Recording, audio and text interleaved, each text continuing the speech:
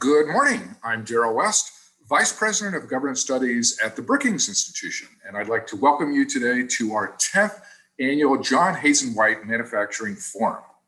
And we have a Twitter feed set up at hashtag USMFG, that's USMFG. So if you'd like to post any comments or questions during the forum, feel free to do so.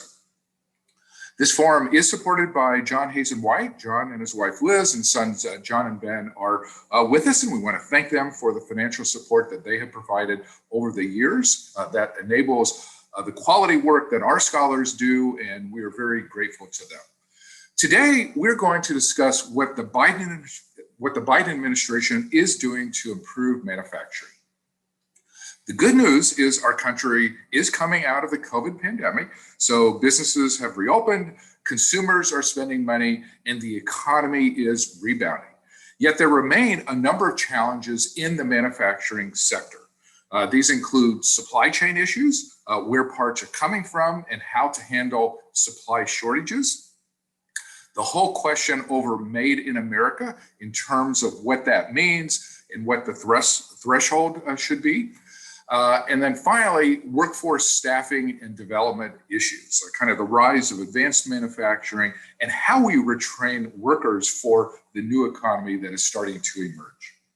To help us with these issues, we have put together a distinguished set of experts. We have two panels for today, and on our first panel, we are pleased to welcome three speakers. Monica Gorman is the Deputy Assistant Secretary for Manufacturing, Industry, and Analysis in the U.S. Department of Commerce. She works on global supply chain issues and Made in America questions. Prior to her public service, she worked for a number of years at New Balance.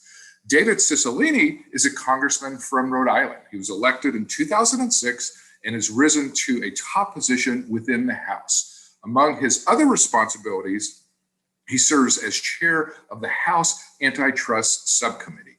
He is a leading advocate for manufacturing in America and has several key pieces of legislation. But perhaps most importantly, today is his birthday. So happy birthday, Congressman. And we're delighted you're spending this special day with us at Brookings.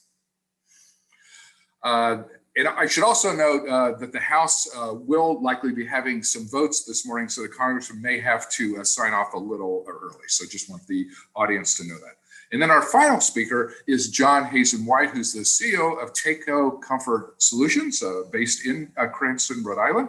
He's been at the forefront of manufacturing, worker retraining, and helping his employees gain new skills. He also is a Brookings trustee. So I want to start with Monica. So you work with President Biden on improving the manufacturing sector. I know there are a number of new initiatives underway. So tell us what he and you are doing to improve manufacturing. Great. Well, thanks so much, Darrell. And it's really a privilege to be here with such a distinguished panel. I think I want to start by just saying that particularly for manufacturers and for supply chain professionals, these are very interesting times. COVID highlighted to all of us the importance and the fragility of the global supply chains. And we now know very acutely that even small failures at one point can cause outsized impacts further up the supply chain. So supply chains can feel a little esoteric if you don't spend your day job working on them, but there's an old proverb that I think really illustrates this risk well, and it goes like this. For want of a nail, the shoe was lost. For want of a shoe, the horse was lost. For want of a horse, the rider was lost. And this proverb goes on until the entire kingdom is lost, all for the want of a horseshoe nail. So it's because of this that the Biden-Harris administration is taking steps to ensure that the United States can meet every challenge we face in this new era as we come out of the COVID pandemic. And a critical part of this is recognizing our own proverbial horseshoe nails. The president has made very clear that we can never again be in a position where we have to rely on countries that don't share our interests to protect our own people during a national emergency. And so to this end, on February 24th, as you know, the president signed an executive order launching a comprehensive review of US supply chains and also directing federal agencies to identify ways to secure them against risks and vulnerabilities. And specifically, this EO ordered a 100-day review of 4 key products: semiconductors, which we led here at the Department of Commerce, critical minerals and materials, pharmaceuticals and their key ingredients, and advanced batteries like the ones used in electric vehicles. This EO also initiated a long-term assessment of the industrial base of 6 sectors over the next year. Again, the Department of Commerce is leading the one on the information and communication technology sector. And that's to identify additional substantive policy recommendations that will fortify supply chains in these critical industrial bases. So again, as I mentioned, Commerce was charged with leading the 100-day report on semiconductors, and my office played a central role in this effort. And to be honest, semiconductors are quite illustrative, I think, of the issue we are facing in supply chains and manufacturing writ large. So, I mean, semiconductors are computer chips. They power all sorts of modern devices, including my phone, and probably the phone that all of you have in front of you as well. And a lot of you probably also know that there's a shortage of semiconductors right now, and this has caused delays in the production of many types of consumer goods, in particular cars, which in turn has had a knock-on effect and has led to reduced hours for American auto workers. The semiconductor, in itself, it's smaller than a postage stamp, but it has 8 billion transistors, each of which is 10,000 times thinner than than a single human hair. They're amazing, but they're tiny. And when they run short, I mean, when we don't have enough production of them, the semiconductor is essentially the epitome of a 21st century horseshoe nail. So these reports were released in early June. They're all available on the White House website, and I would really urge everyone to go read them. Certainly at least start with the executive summary, which highlights the themes that came out both across the reports and key themes within each report. But I think I'll close my answer to your question just by touching on 3 of the themes that came out of all of the reports. So first and foremost, we know that building resilience in critical supply chains really means investing in American business, specifically in small and medium-sized enterprises, as well as increasing production of certain types of products here at home. So again, specifically for semiconductors, we know that Congress is on the verge of passing a bipartisan bill, which will invest more than $50 billion in domestic production and R&D for the semiconductor industry and supply chain. So we're certainly watching that with keen interest. Here at Commerce, we're also doubling down to convene not just the semiconductor industry, but also the downstream users of semiconductors and other stakeholders to facilitate increased transparency along that supply chain communication and see how we can facilitate more trust throughout that long supply chain. And I do want to note, I mean, again, the semiconductor was invented right here in the United States. And while these chips will continue to be made globally, we do need to ensure that the United States remains at the forefront of leadership and research and development in this space. Investing in American manufacturing, though, is obviously broader than semiconductors. And again, as you know, the president, in his first few days in office, signed the Made in America executive order, and that directs federal agencies to buy US-made products and services and strengthens the Buy American laws. And this included establishing a Made in America office and the Office of Management and Budget. That office also released its initial guidance early last month. And again, I would urge everyone to read that. It looks, for example, to close existing loopholes in the current Buy American laws. Second, I mean, we know that building resilience means doubling down on our investments in education and workforce training, and that's particularly STEM education at all levels. We need that pathway for Americans into these good paying jobs. This is a theme that came out in every one of the 100-day reports. And I would say it's currently a key focus of US government policy, the policy process that's resulted from that work.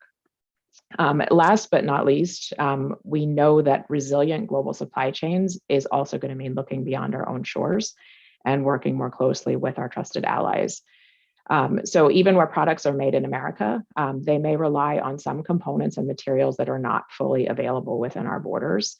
To be honest, there's very few wholly domestic end-to-end supply chains.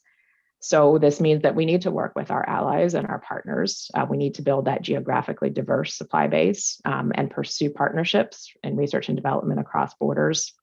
Also to harmonize our policies to address market imbalances and also work together to address non-market actors. So I'll close there, but hopefully that gives you some of the key themes that are emerging from the initial work, and would just say that this continues to be a major focus as the one-year reports are underway at the moment, and we expect more to come out of that effort in the near future.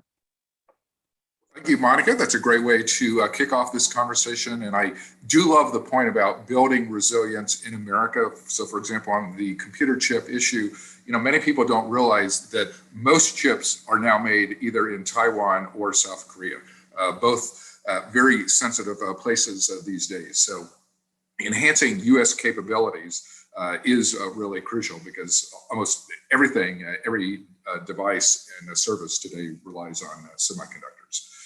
Congressman Cicilline, I know you have been a longtime champion of American manufacturing, so I'd love to get your reactions to what we've seen so far of the Biden agenda on manufacturing, and also just what you think needs to get done. Well, thank you again for including me, and thank you to John Hazen White and TACO for sponsoring this forum each year. And I really want to say that I think what's been so extraordinary is the leadership of our new president, who really has distinguished himself very quickly as America's greatest manufacturing president. His executive order, his leadership on creating the Make It in America office is extraordinary. But Congress also responded to what Monica described, that we all kind of saw during the pandemic.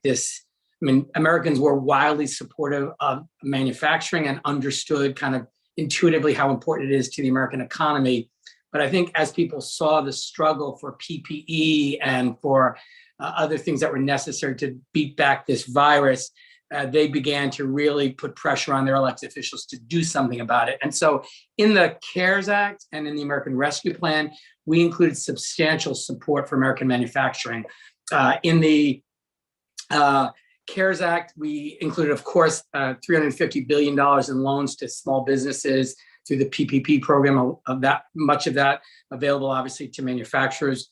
We helped companies keep employees through PPE and the Employee Retention Tax Credit. We directed the national academic just to study the manufacturing supply chains of drug and medical devices, and to provide Congress with recommendations to strengthen the U.S. manufacturing supply chain. We clarified that the Strategic National Stockpile can stockpile medical supplies. We clarified that during a public health emergency, a medical device manufacturer is required to submit information about a device shortage or device component shortage upon request of the FDA. And we allowed BARDA to more easily partner with the private sector on research and development.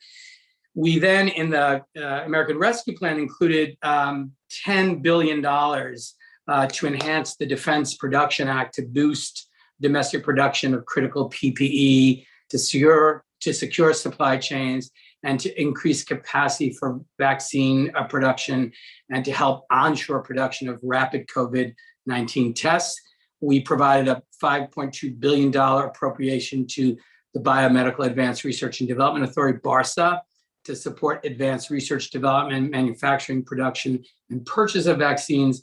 And finally, we included $7.5 billion for the Centers for Disease Control to prepare, promote, distribute, administer, and track COVID-19 vaccines. So I think the pandemic caused us to include in those recovery packages critical investments in supply chain manufacturing. But I think maybe more importantly, it underscored the urgency of Congress really taking on this issue to make certain that we're doing everything we can to support American manufacturing, having seen some of the consequences of the absence of manufacturing in our country and relying on some other countries that maybe don't share our values in this really critical moment.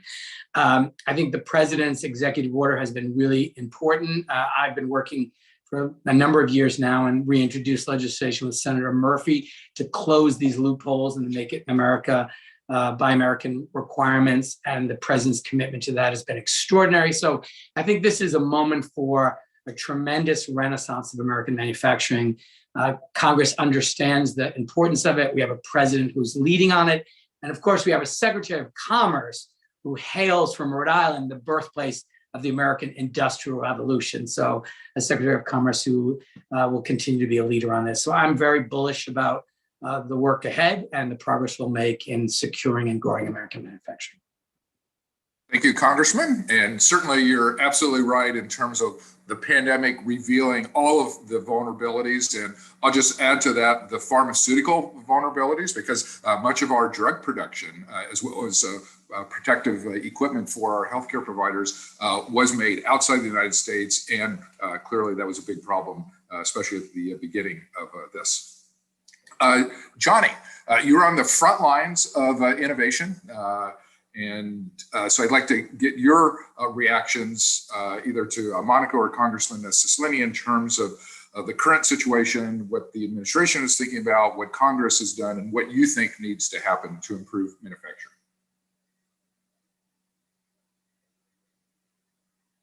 Johnny, if you can unmute yourself, please. Sorry about that. That cost $5 in my rules. The comments by both Monica and Congressman Cicilline are really spot on in so many respects. I think we have to look back at the year and a half or so as quite a unique period of time, obviously. And so many things, so many problems arose from the beginning of this pandemic, as we all know, so many ways, but so many opportunities came up. And I think it's important to realize that. I think that just prior to making some comments on that, I do want to comment on this very briefly.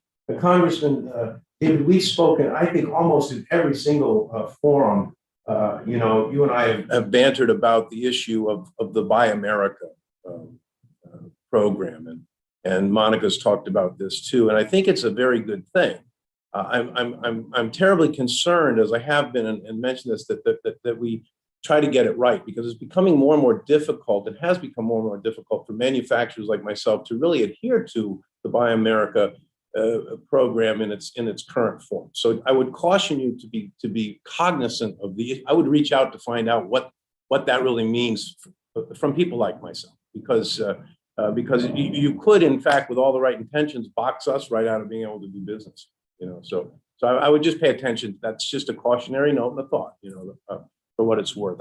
I can't, I've always based that on material cost content, right, of a product, and where that was easy to be able to do in the past. Not much of our core components are made in America. So it kind of puts us in a vulnerable position, my whole industry.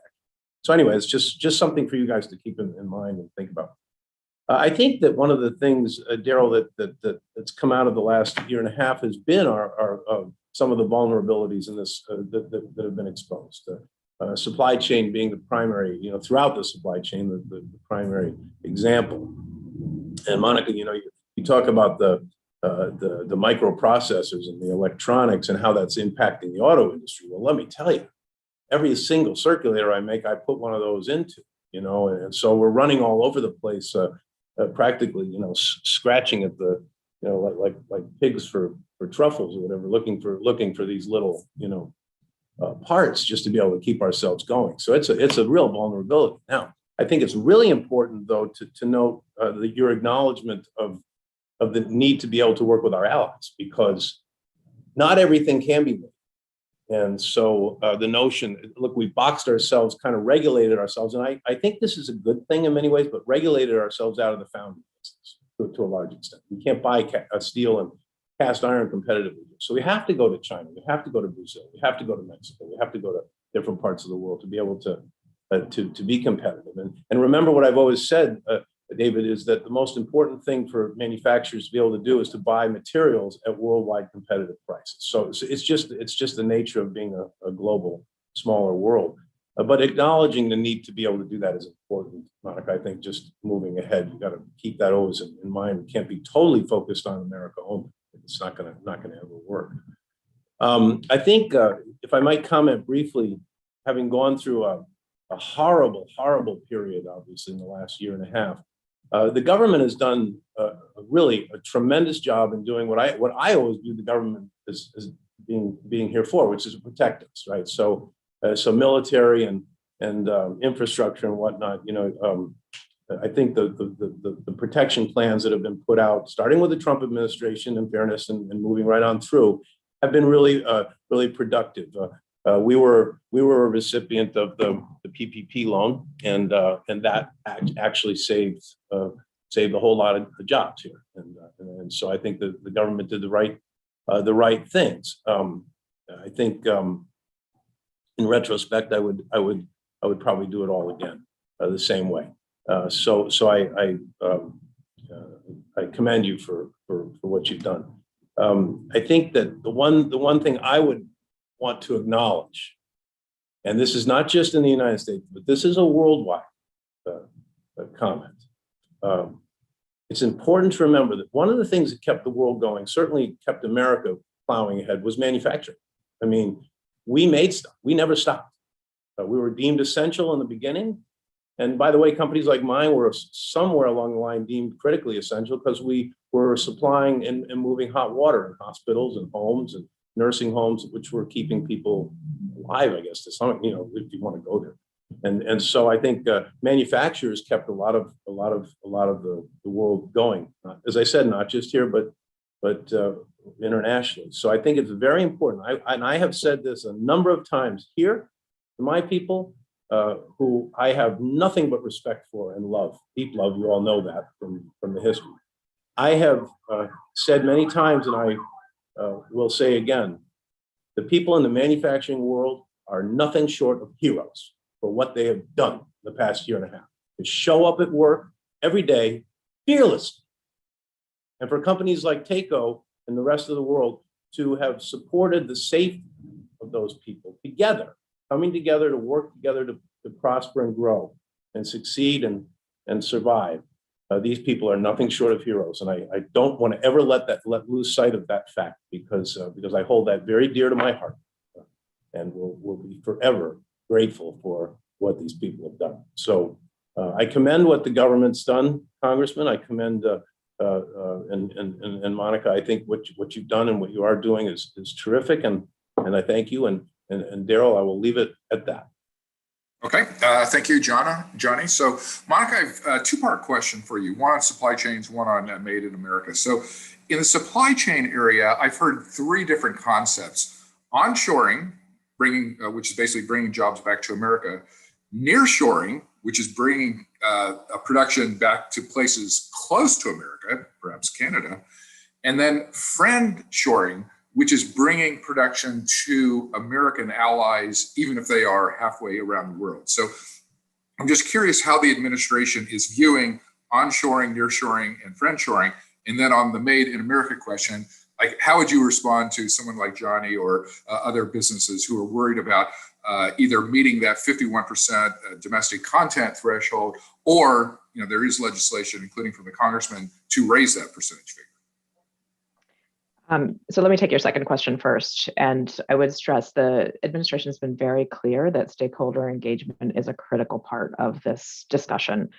So as this policy process is happening, I would really encourage, John, your company and companies out there to engage with us. I know I'm almost every day I'm in discussions with industry, but it's important that we have that feedback that helps to feed the policy process so that we can get it right.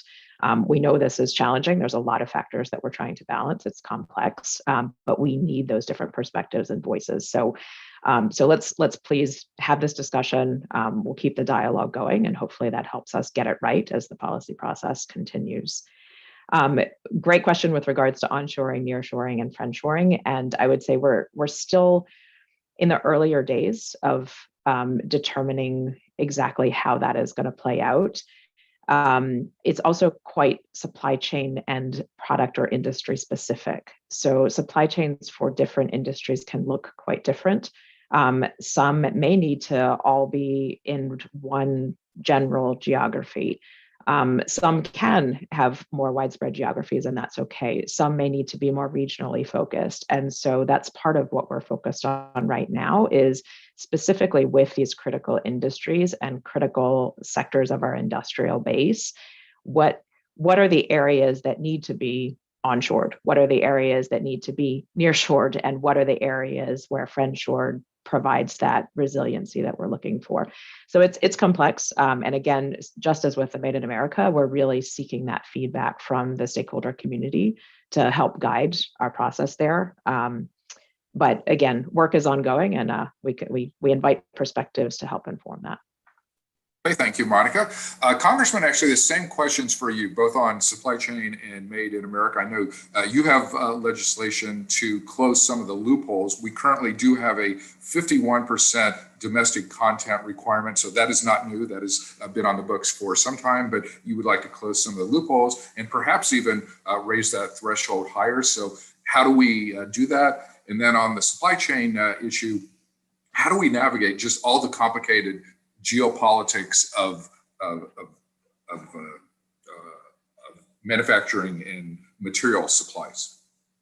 Yeah, I mean, I think the effort to make the Buy America provisions work more effectively is to principally close the loopholes that have been developed over time that have just made it too easy for people to avoid buying American-made goods. And so I think there's bipartisan support to do that, and raising the requirement from 50 to 60% is an effort to be sure more manufacturing happens in the United States when you're using taxpayer money to buy those products and services. And it includes as well substantial resources to help American manufacturers who might not have the products or services that are currently need to be purchased. So part of it is making sure we buy American goods and supporting American manufacturers to develop products and services that might not currently be available in the United States. So it's really making a serious commitment to making sure we buy American by also helping manufacturers grow their business and develop new business lines. And, I think the onshoring versus nearshoring versus friendshoring obviously involves lots of competing considerations in terms of our relationships with our allies. And that's why having somebody like Secretary Blinken leading our diplomatic work matters so much, and experienced and thoughtful diplomat. Obviously, from kind of just the more immediate responsibility, our interest obviously is to bring as much manufacturing back to the United States to create and support good paying American manufacturing jobs in this country. But we recognize that there is value to things that you've described as nearshoring and friendshoring, and all of them are better than having to rely on adversaries to produce things which are critical to the health and well-being of our economy or the American people. But I think just as a kind of local person who advocates on this, I think congressional interest is very much focused on onshoring and thinking that kind of our chief responsibility is to respond to the economic devastation of this pandemic and helping to create good union manufacturing jobs here in the United States. And, the administration obviously is going to have to balance a number of other interests, and I know we'll do so well. But all those things are better than what we saw during the pandemic, and that is relying on some of our adversaries for critical components of our supply chain and for manufacturing. That's a great point. Adversary shoring didn't seem to work out so well during the pandemic. So, Johnny, your thoughts on that? Like, if we increase the domestic content requirement from 51 to 60%, and by the way, if you look at public opinion surveys, actually people love the concept of Buy America. It's very popular with the general public. Workers certainly want jobs here so that they can keep their jobs and not have their jobs be exported to other countries. So, your views on that, Johnny? Well, I think that's an admirable, goal. Certainly, we all want to buy America. Look, I manufacture everything from the United States in the United States, basically, and to the extent I can. But please, guys, this is not a hypothetical world. Somebody's got to run these businesses. So the goals and the aspirations are terrific. But if I can't buy material at a competitive price, I can't compete. So I'm out of business. So we've got to, David and Monica, we've got to come to some resolution on some of this beyond hypothetical. It's got to be real. And I'm glad you said this, Monica. I would love to engage. I would love to engage in this conversation because I'm passionate about making things in America. It's what I've done. It's what I've built my life around. And by golly, I'll continue to.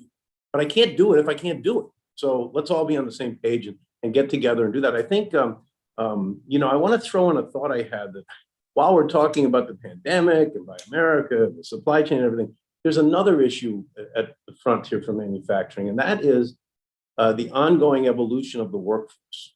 And I was thinking about this because I was thinking about our training programs. David and Daryl, you're very well aware of those. and the turnover in the baby boomer generation, right? And we're now developing a whole new cast of employees that we now have to bring into the company and try to teach the culture and perpetuate the culture. And so there's a whole nother element of moving forward as we come out of this pandemic, which is coincidentally at the same time, right? So there's I just throw that in before I forget it, Daryl, because I think there's more to talk about too, about how we come out of this thing and move forward. And that's how we move ahead with developing a solid workforce. And we're seeing that we're actually succeeding at this here, and but it's a new challenge for people. So anyway, that's just simply a thought that popped in my head as I was talking. But and I love that workforce development piece. I do love to talk, Daryl. So a lot of thoughts happen while that event is going on. Can I just respond That's to that okay. really quickly? I think Takeo, and under the leadership of Johnny and his dad before him, has a reputation for extraordinary investments in their workforce. I mean, he has one of the lowest turnover rates probably in the country because he really invests deeply in his workforce. And, I think it's a lesson to the rest of the manufacturing world that, the most valuable commodity they have and the most valuable resource they have are their employees. And Monica made references in her opening remarks. This workforce development piece is really critical. Part of that is making sure people have the skills, because as you know, every time I visit a manufacturing facility, you see the new kinds of equipment that folks are using. It is very different. It is very sophisticated. It requires a very high level of training and expertise. But also, we have to, again, remind people that manufacturing is a great career. I mean, manufacturing wages are higher than non-manufacturing wages. And sadly, I think we went through a period where people were discouraged from being manufacturing because it was sort of seen as a dead end sort of career path. I think that's changing, in part because of great manufacturers, in part because of a renewed interest in manufacturing, but also in part because of young people who are part of this maker movement. And it's, making things is cool again. But I think we've got to, just as a country, understand valuing and being respectful of people who work in manufacturing as a really treasured job and a vocation and a profession is something we need to continue to promote. And I think, we talk about this every year. There was a period in which if your kid came home and said, Mom, Dad, I want to go into manufacturing, they'd be like, what? I think that's finally changing, and it should, but I think we just have to always be mindful of that. Okay, yeah, that is a great point from Issue about the importance of workforce development in this whole equation. So we are starting to get a number of questions from the audience. So we're going to move to some questions from those individuals. And just a reminder, any of the audience who would like to ask questions, you can do it via our Twitter feed at #USMFG. So I have two questions that are kind of on the same topic. John, who's a professor at Purdue, wants to know, how can we envision enhancing the ability for small businesses and entrepreneurs to participate in the regional manufacturing resurgence? He's an engineering professor at Purdue. He says there are countless innovations that are potentially beneficial and disruptive technology, but he says the barrier to entry is just too high and the risk tolerance is low. And then Lori, who actually works for the Small Business Administration, has a related question again on the small business front. How are you integrating small businesses into these national efforts to create a more resilient supply chain? So Monica, Congressman, or Johnny, any thoughts on that topic? I mean, I'm happy to kick off. That I should say that SBA has been at the table at a number of these discussions, and it is really important, and we certainly see that here at Commerce, that SBA is continuing to be part of the discussions as we bring to life these investments that we're looking to see in certain supply chains. Another program I want to highlight that Commerce has is the Manufacturing Extension Partnership, which is a public-private partnership, really has just phenomenal success over the years, and brings experts together with manufacturers to help them improve their operations, increase their profits, really sustain the business over time. And it's had such tremendous success. I'll just make sure I get the numbers right here, but for every federal dollar invested, it generates nearly $20 of new sales growth and over $33 of new client investment. So that's one vehicle that we have that can really help manufacturers enhance and grow and expand and sustain their business over time. There's a lot more that we can do, but those are a couple of ways that we're working today to try to enable our small businesses to grow. Yeah, I would just add the Manufacturing Extension Partnership is a huge success, has been really impactful. I've actually introduced 2 pieces of legislation to build on what I've seen in that. One that I plan to reintroduce in this Congress, the Make It in America Manufacturing Act, which will encourage kind of regional public-private partnerships to really help support manufacturing growth. And the New England Regional Commission, which is a piece of legislation that will allow Rhode Island, Massachusetts, Connecticut, this is just an example, to come together and receive federal funds specifically to help spur regional economic development. Because I think one of the challenges, and particularly manufacturing, I think one of the challenges we see in economic development broadly is that so much of it is designed around state boundaries. And so there's not a lot of incentive to think about this regionally because everyone measures jobs in their own state and unemployment in their own state. And governors do that, but that's not the way economies typically work, especially manufacturing economies.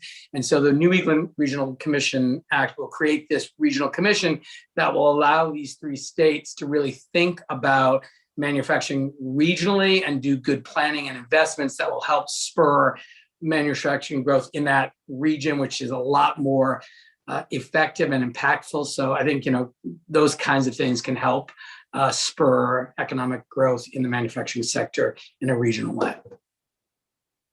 Great, thank you. Beth has a 2-part question. One is about the U.S. Manufacturing R&D Innovation Center. So she wants to know whether they are having a positive impact on building manufacturing innovation. And then her second question relates to electric vehicles and transportation. She wants to know the intersection of semiconductors, critical minerals, and advanced battery supply chains, and how the administration will address the geopolitical aspects of building electric vehicles. Can I jump in, Daryl, just really quickly on the Yep, absolutely. On the first part of that, I know nothing about electric vehicles. On the first part of that, the innovation centers, which I think we call make places or whatever, these are local. They are very beneficial, and it ties back to the last conversation about how difficult it is to bring a new business forward, and the barriers to entry are certainly there. But these make rooms or these innovation centers are so important, and they really are very local. They're very local all over the place. I think something that can be reached out to for help by anybody. And to the professor's question, to aid and assist in the development from soup to nuts, from R&D through marketing, through sales, through accounting, and everything else. So I think those places are available and should be reached out to. I think that also the Brookings has done an extensive job over the past in the Metro Studies program. Was that what it was called, Daryl? Yes. And you remember he was focused on regionalizing certain manufacturing segments. So I guess, Monica, like semiconductors might be Silicon Valley, but something else might be around Pittsburgh. Something else might be around Chicago, where your source of supply and your complete product are all sort of localized, so at least to some extent. And it's an interesting comment to me, because for somebody trying to get into a business, I would go, if that was available, to a local place, like and it's pretty simply said, but I think you get my point. And so on electric cars, I can't. By the way, Daryl, if I could just throw one thing in, when you introduced me in this thing, you said I was a CEO. I'm not the CEO. Cheryl Merchant is the CEO. I just happen to own the joint. But anyway, well, that's a better job, I believe. I've stepped off the plank into the shark-infested waters. But anyway, okay, thank you for that correction. Monica or the Congressman on electric vehicles and innovation hubs. I mean, I'll take I think there was the question also touched on critical minerals, semiconductors, advanced batteries, and how those supply chains relate. And it's a really great question. If you think about just the 100-day reports mandated by the EO, those are exactly the sectors that were mandated. Critical minerals is interesting because it underpins so many of these other sectors. So critical minerals, critical materials go into semiconductors. They also go into advanced batteries. And so that is one, think about it as a foundational layer. Coming out of the studies that were done, there are a number of different work streams now, specifically on critical minerals, but also how they connect to these other key sectors. It can be very sector specific, but if you think about advanced batteries, we're starting to see more announcements of battery manufacturing plants being stood up because it is so critical to auto manufacturing and EV electric vehicles. So again, it really depends based on the sector, but I think specifically around advanced batteries, you're going to see a desire to see more onshoring of that because having that vertical supply chain is so important to EVs. Similarly with semiconductors, again, the CHIPS Act funding would drive a lot more manufacturing here. We need to have that. We need to have that manufacturing here. We need to be able to make those leading edge chips here as well, which we don't currently today. In the case of minerals, I mean, minerals are in the ground where they are in the ground. So we may be able to get some here. Some will have to be in the locations where they are. And so in that sense, we have to look at the geographies where those minerals exist. But again, it's very industry and sector specific. And so we're really trying to be thoughtful as we take the work that came out of the initial research that was done and drive the policy process forward. So my Brookings colleague, Mark Miro of our Metro program has a question. He would like to get your thoughts on how the contemplated policies can deepen U.S. technology innovation and particularly regional supply chain density, which he thinks is a very important factor in improving manufacturing. Is that to me, Daryl? Any of our panelists who would like to react.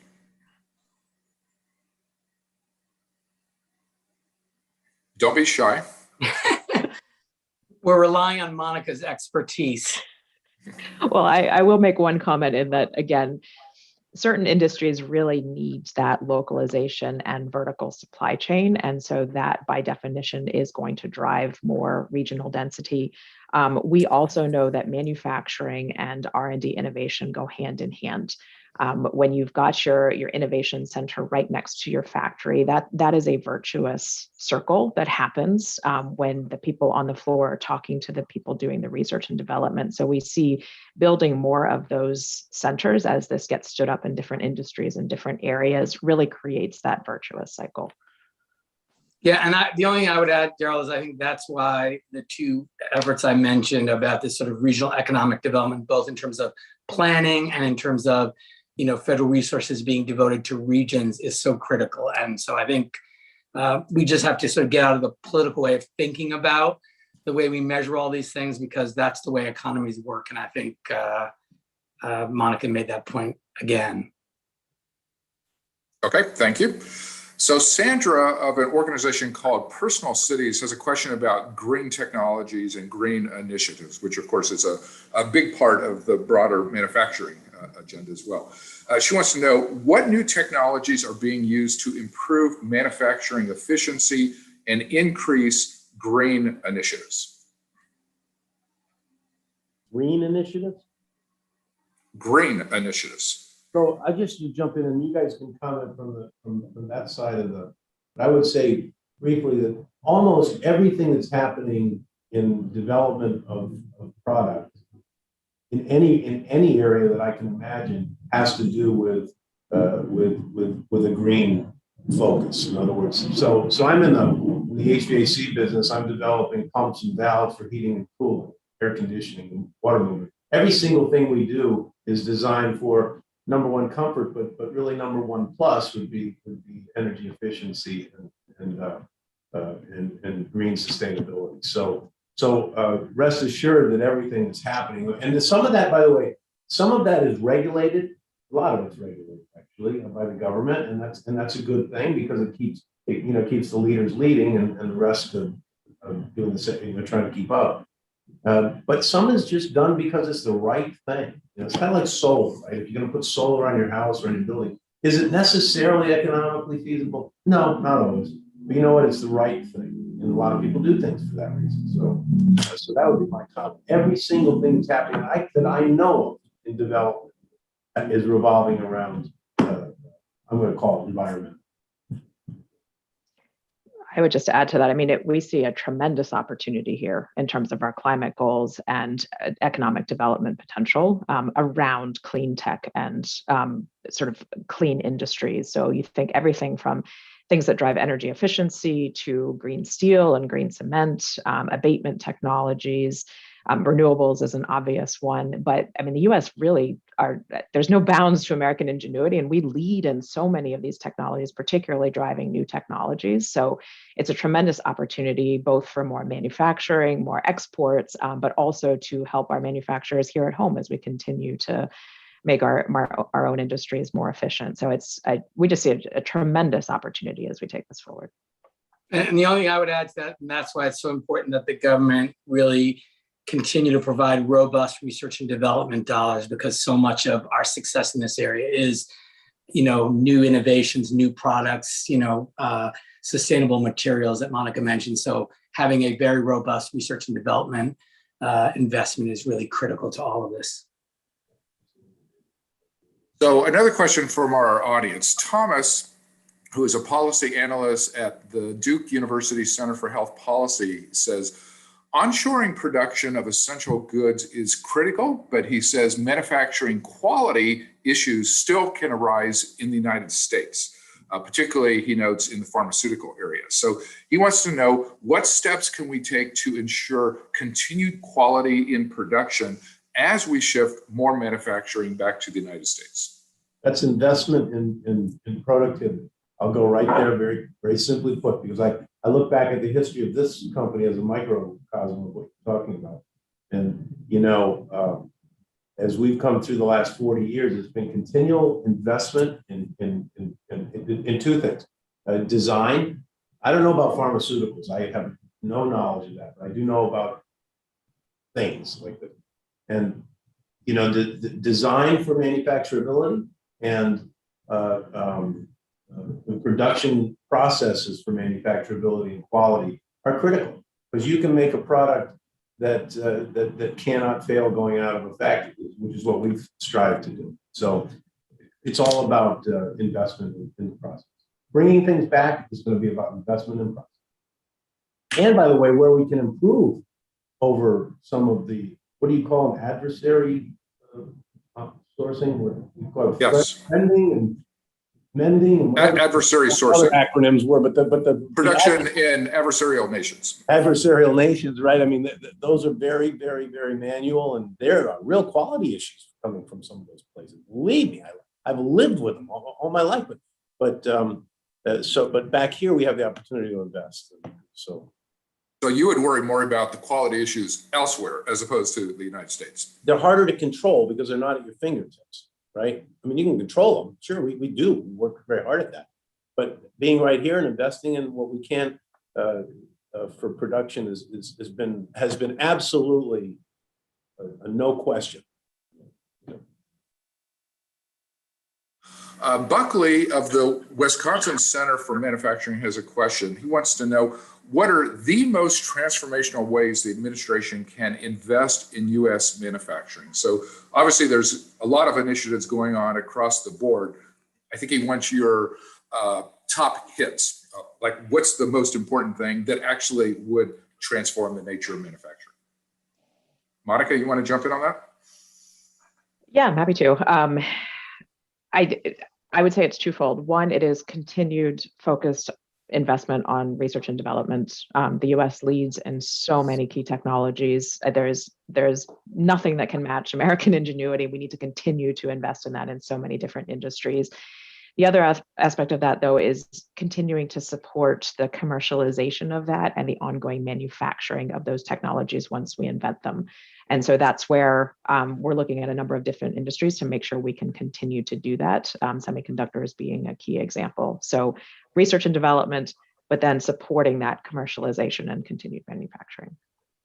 And may I just add one thing, Daryl? I think absolutely those are the right two first priorities. I think the third kind of immediate way to do that is a substantial, big, bold infrastructure package that includes strong Buy America provisions that will help rebuild the crumbling infrastructure of America, help support American manufacturing in a very profound way. And that's just what the president has proposed. Okay. And Congressman, I think you may have a vote coming up and you may need to jump In my off. committee, in my committee, yes. But we appreciate your contribution and hope you enjoy your birthday today. Thank you. Great to see you. Great to be with you, Monica and Johnny. Thank you, David. So the congressman mentioned this issue of infrastructure. So Johnny and Monica would love to get your thoughts. Obviously, there's a lot of discussion in Washington now about infrastructure broadly defined, but I'm just curious the manufacturing part of that and what the government should be doing to improve infrastructure in a way that will enhance manufacturing. So it's critical that we see the infrastructure bill passed. The president's been very clear; it's an ambitious agenda, and it does envision U.S. manufacturers providing those products, American manufacturers being able to do it. So it's going to drive demand for products that are being made here. The need for it, I think, is self-evident, but it is absolutely critical that we do this. It provides us a way to invest in our country and to do so with American labor and American products. There's no question for the need. This is what government should be focused on to some extent, as I said before, protection and. Johnny, if you could lean a little closer to your microphone so we could hear you better. So I think this is what one of the key roles of government is to protect us and to keep our infrastructure whole and solid. And so this investment is really important as long as it's kept focused on infrastructure and doesn't go floating off into other areas. But I think that the investment in this, I've had an awful lot of conversations because a lot of the infrastructure that's going to happen, the infrastructure investment that's going to happen relates to frankly to moving water. I'm telling you, whether it's wastewater, sewerage, whatever. So we've been actively involved in these conversations. And this is a really important step because I know, Daryl, I was talking to somebody the other day, I think you were with me, where the guy was talking about the manhole covers in Washington having 1849 on them and stuff like that. This is pretty old stuff that has to be fixed and replaced, or the whole nation's going to crumble right under us. And I think the opportunity for American job creation through this investment is very real. I mean, I look at in any segment of the infrastructure bill you're looking at, the addition of jobs to support that is going to be significant and substantial. So that in and of itself is an important reason for doing this. I just hope it's pure. That's all, without a lot of pork in it and stuff. But I mean, that's just a layman speak. But I think it's really important. Okay, I have a couple of questions that relate to the same theme of equity. Angela says manufacturing is often thought of as a man's world. So she wants to know, how can more women be included as owners and managers and paid employees? And then Zach, who works at the National Institute of Standards and Technology, has a related question about what the government can do to promote greater equity, gender, racial, and geographic equity throughout the supply chain. Great questions. And I would start by saying equity is an overarching theme that is driving so much of the work that we're doing. A key way in which we will want to do this is through workforce development, making sure that we are training a diverse workforce at the outset. So in our schools, in our community colleges, in our universities, that we are making jobs that go into manufacturing something that people from all different backgrounds want to join. So I think that's probably that underpins all of this.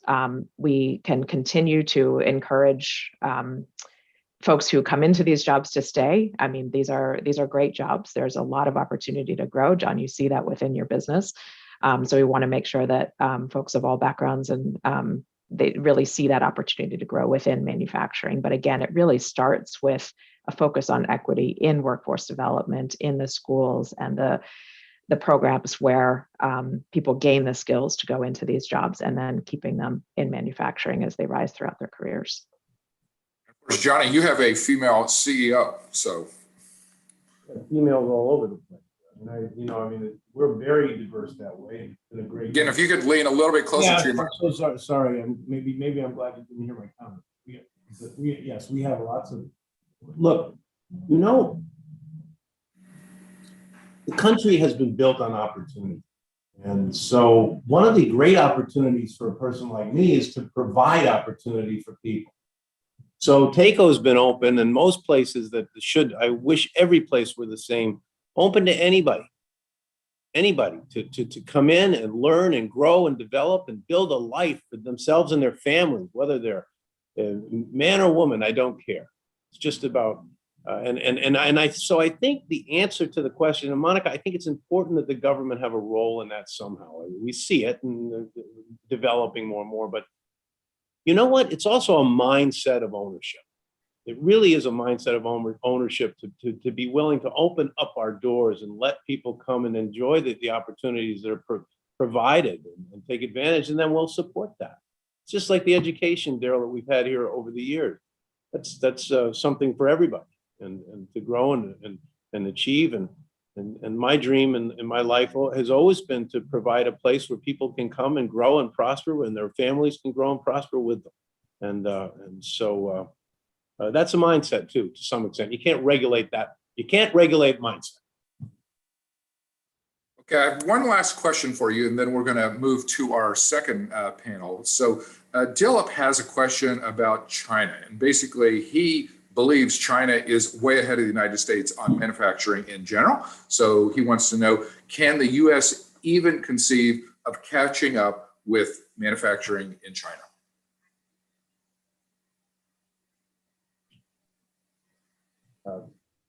Can we catch up with China? Is that the question? On manufacturing in particular. Absolutely. Yes. We're ahead of, we really are in many ways ahead of them. They picked and chose certain areas to invest, and they've done well, but I think we can absolutely maintain the leadership in the world in manufacturing. I have no doubt. I would strongly agree. And I think it's less of a race and more of how are we going to out innovate. I agree. That is what we do best. And we will absolutely out innovate. Okay, I love your optimism on that front. So we will end the panel on that optimistic note. But I want to thank Monica for sharing her thoughts with us, and definitely good luck at the Department of Commerce and the various initiatives that you have underway. And John, thank you very much for sharing your perspectives from the front lines. Monica, if I may just really quickly do it for you, wrap up. Monica, please involve people like me in the discussion on Buy America. It is so critical that we do it right. Absolutely. Let's chat after this. We'll welcome the conversation. Thank you.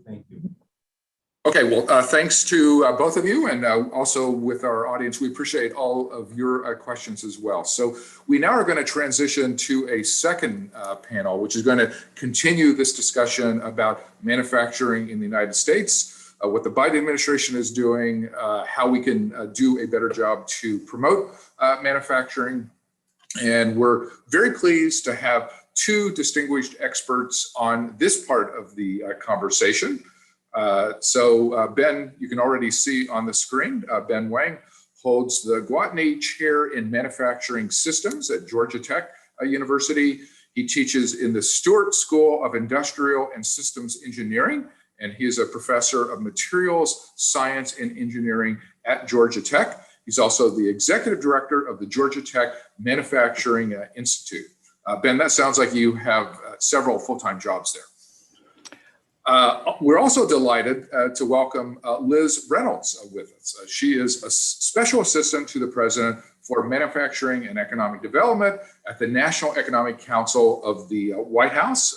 And obviously is in the middle of many of the things that the Biden administration is doing to promote manufacturing. So Liz, we will start with you.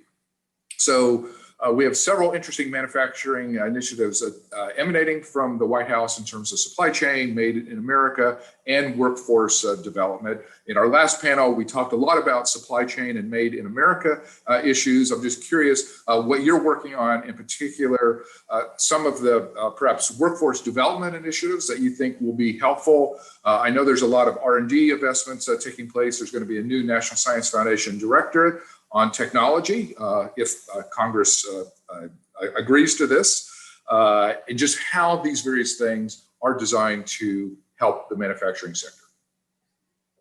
Well, thank you, Daryl. It's a real pleasure to be here and also to be with Ben on this panel, and fully enjoyed the previous panel as well. And want to make sure I'm not too repetitive of that, but I think it's worth stepping back for a moment before we talk about the entire agenda and how manufacturing fits into it for the Biden administration, and really sort of take stock to say, where are we today and what are we looking at going forward? I think the pandemic exposed, as the supply chain work has discussed, really exposed some critical vulnerabilities that we've seen in our supply chains and our industrial base, from the PPE to the semiconductors.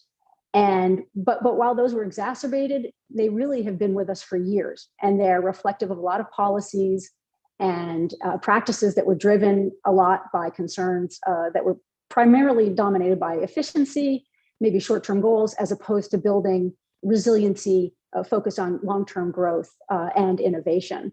And so the Biden administration has really laid out what I think we could consider a revised or reformed industrial strategy. Industrial strategies have been with us since Alexander Hamilton, but one in which we really see a robust role for government working in partnership with the private sector.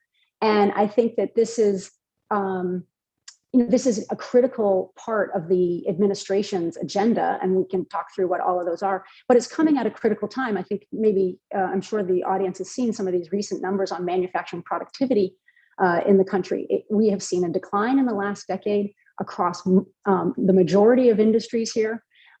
We have lost, thousands, tens of thousands of small and medium-sized manufacturers, particularly between 2000 and 2010, that challenging decade. We've seen a decline in our entrance, so to speak, from the workforce and the challenges we have in terms of building a talented pipeline. And so for all of these reasons, I think we are at a moment in time where this agenda is more important than ever. And this agenda, as sort of has been touched upon in the previous panel, I think it's got four primary sort of pillars, if you will. One is around growth and innovation. We have to improve our productivity growth in our companies, and we have to lean into our innovation capabilities, which I think people have spoken about in the previous panel. The second area in my mind is know-how. It's one thing to be investing and providing capital and incentives and things. The other part is the know-how.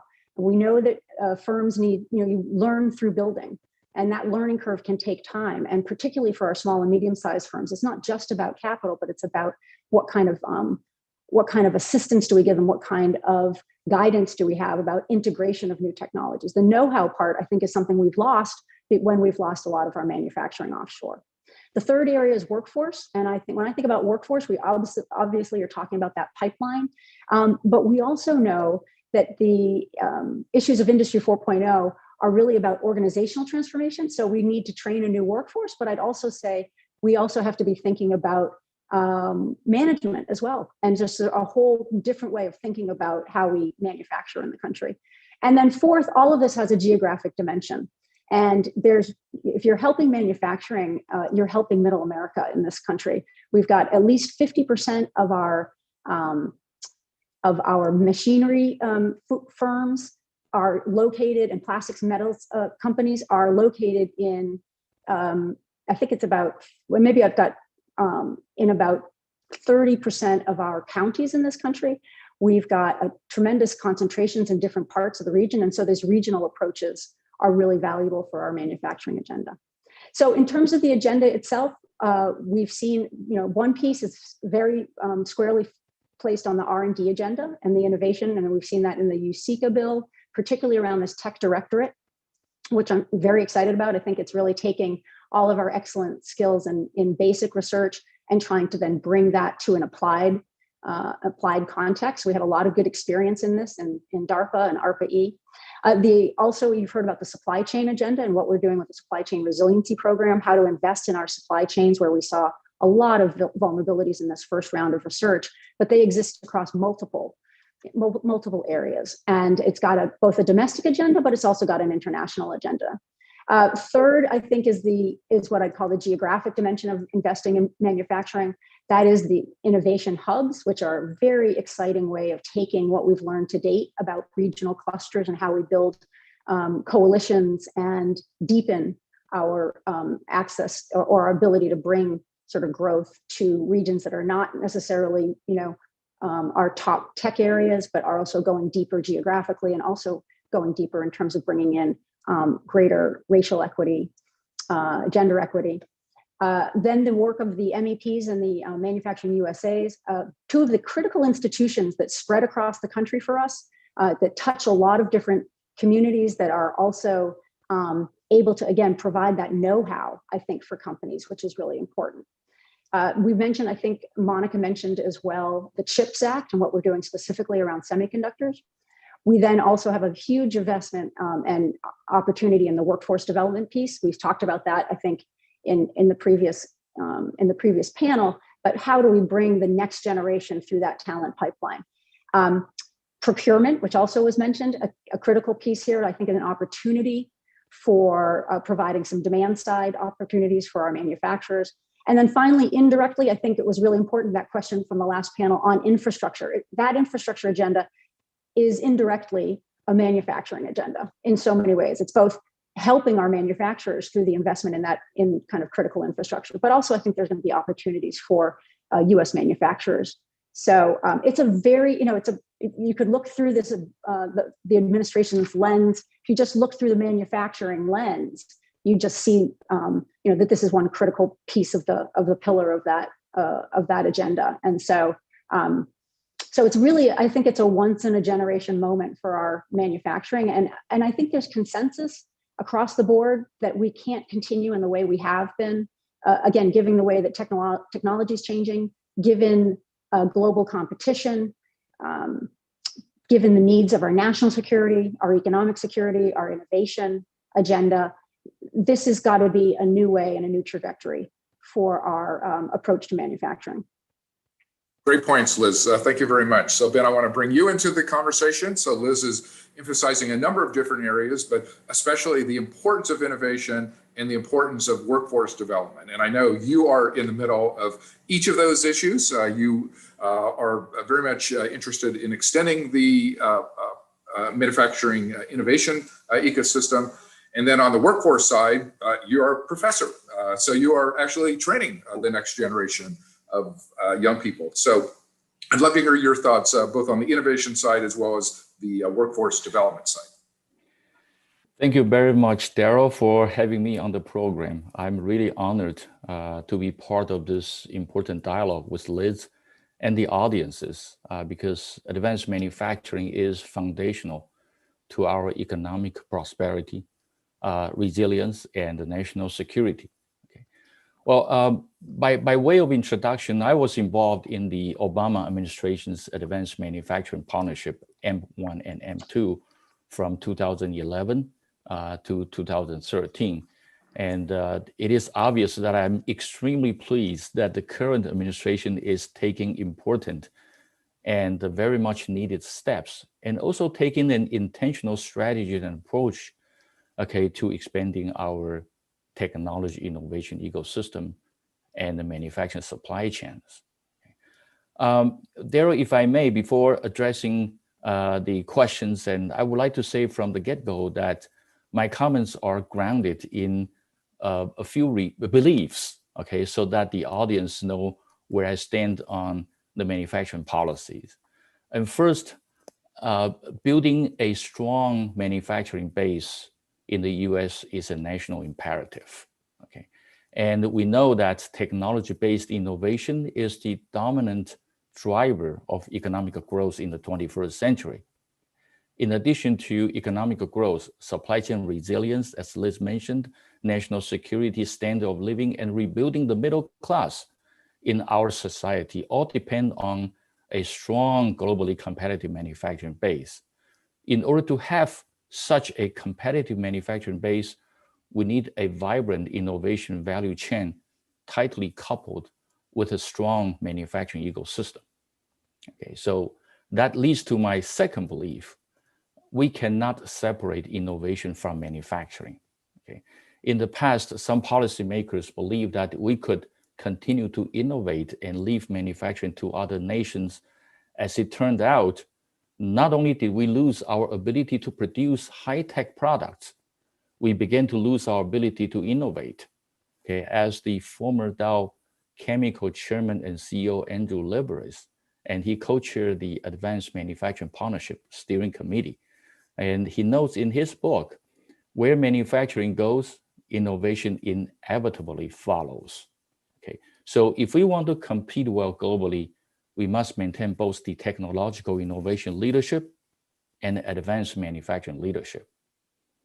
And the third one is the importance of the medium-sized and the small manufacturers in the US. They contribute to our supply chains and the GDP in a significant way, but oftentimes they lack the resources to evaluate and adopt new manufacturing technologies.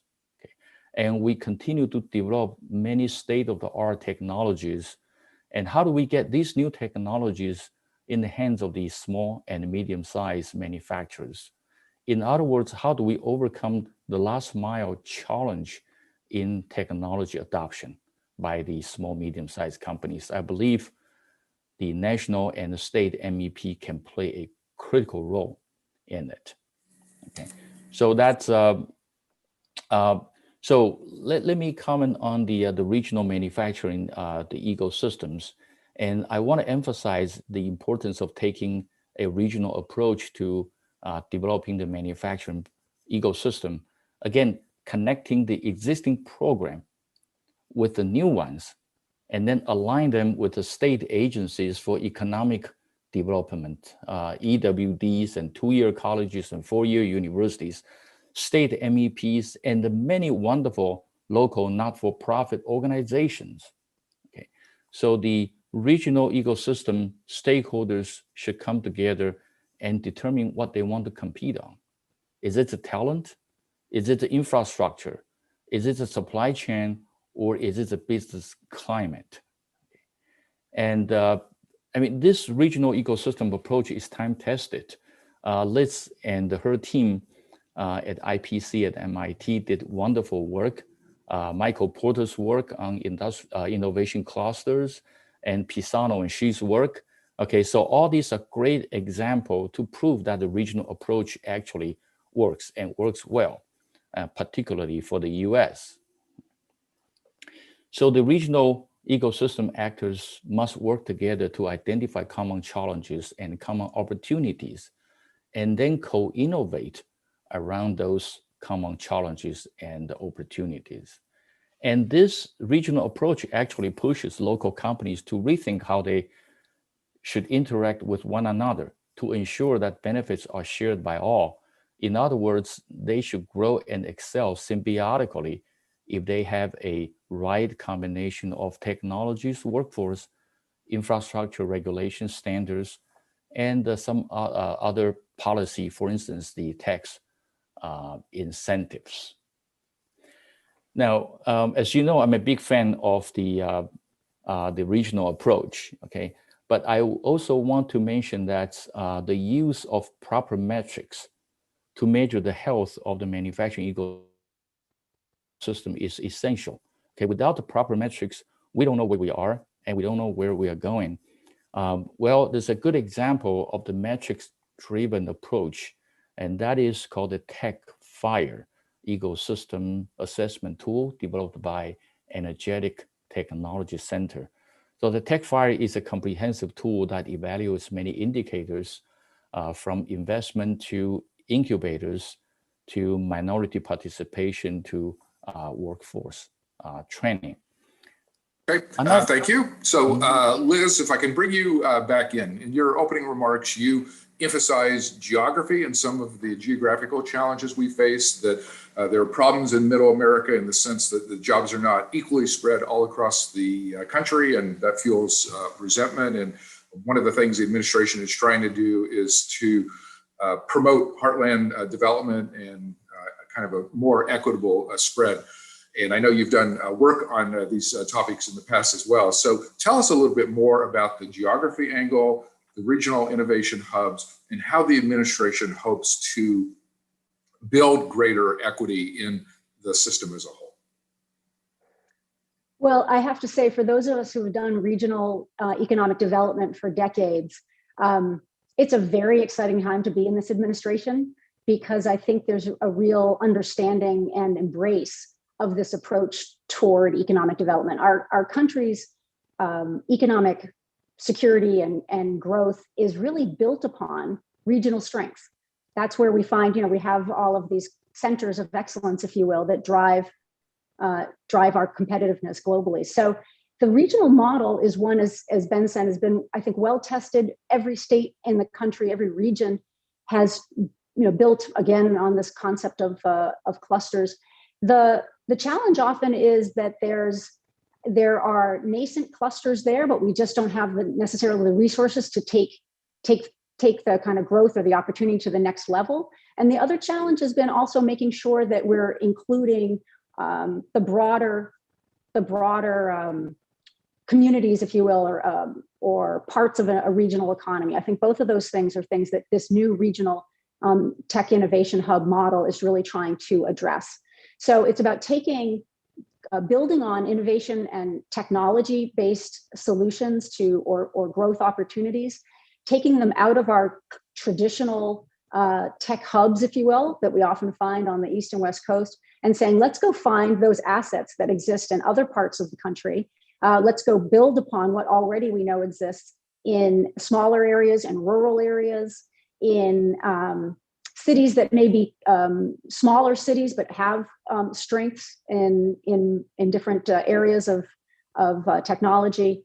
And then let's ensure, and this is part of the Tech Hub model, let's ensure that the engagement across sort of partners, as Ben was talking about, is a broad engagement and is bringing in different or sort of not the usual suspects into our thinking. Because I think often the manufacturing agenda is one, it builds on a legacy, right? And that legacy is place-based in many places, but it's also based in particular communities. And we need to sort of expand beyond that, whether that's a racial expansion, a gender expansion, or an expansion beyond particular communities. So the model, I think, is one that is built on strong foundation, but is trying to, I think, go to the next level and push us a little further to figure out how does this work in different places around the country. Certainly one of the silver linings of the last year via remote work has been geographic, in the sense that one no longer has to live in Boston or Seattle to work in the tech sector. It may be, as we are moving more generally into either a hybrid model or a fully remote model, that will actually help create greater geographic equity and help you accomplish some of the things that you would like to do. And Ben, on the workforce development part, so you teach at Georgia Tech, you're in the front lines of educating the next generation of young people. What are you telling them, and what do they need to do, and how can we help support them in order to help develop the manufacturing sector?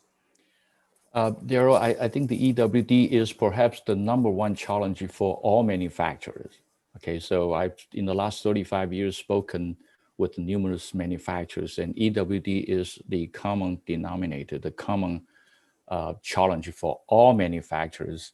And I have a couple of comments here. So the first one is, we have the best educational system in the world, but we do not have a national workforce training system. Okay, instead we have many training programs. By that I mean, if you have a certificate and provided by one program, the certificate may not be recognized by companies. Okay, so what we need, #1, is to have an industry recognized credentialing system in the country, and it's built on standards and the proper certification and certificates. And the credentials should be nationally stackable and portable. Okay, so that's #1. And the #2 is to take a regional approach. Employers should collaborate with one another in the region to create statewide industry and work with the community colleges and universities to create a coordination mechanism. And they should work together on defining the knowledge, skills, and ability elements and corresponding competencies. And to embed the credentials in their degree programs so that the trainees and students can get both a degree certificate and also require the industry, require the skills for industry. And the last one is, and now we realize the use of online education and training and the use of AR and the VR technology to accelerate workforce development and retooling of the current workforce for Industry 4.0 and the factory of the future. So Liz, I'd be interested in your views on how we can do a better job coordinating on this workforce development question, just in terms of the interface with higher education, the role of community colleges or technical institutes, online platforms and certificate programs. How do we bring all this together in a way that we actually have a coherent system of workforce development? Coherent workforce system is really, I think, one of my major goals right now. I think that is absolutely the case. As Ben said, it's historically, it's very siloed, and we have resources that come into regions and states, across many different programs. I'd also add to Ben's list our vocational schools, which I think are really also an important piece of this story. So I think we have a lot to build on. There's been a lot of experimentation going on here in the last several years, whether it's by public sector entities, where we see a lot of great work coming out of our community colleges, where we see them partnering with industry. We see 2-year schools working with 4-year schools. We see a whole host of experimentation, and I think that's great. And I think we also see this important piece of tying high school to the post-secondary education. How do we get students who are in high school already taking classes and immediately going into additional post-secondary education? We know today that a high school education is not sufficient for a pathway career-wise in the country going forward. It's certainly not enough anymore in the manufacturing space. So how do we create that pathway that brings high school right into the post-secondary education, we're very excited about registered apprenticeships, and the administration has got significant resources putting toward trying to grow those in the country. How do we get our community colleges also doing that? And then partnering, as Ben said, with the private sector regionally, critically important.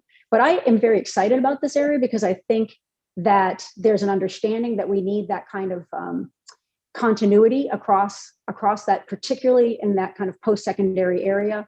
I think I would say, we need evaluation. We need to make sure we're evaluating what works for students, because we've got a lot of new exciting certificates that are coming online. We've got a lot of different products, if you will, or offerings to students in the marketplace. I don't think we have a very good sense yet, I don't know what Ben thinks, but about their returns for the student, and which is why we really emphasize this registered apprenticeship. It's a way for us to really measure outcomes down the road. So I think the evaluation is critically important. I think that also the whole element of the hybrid learning, that has got to be part of our future.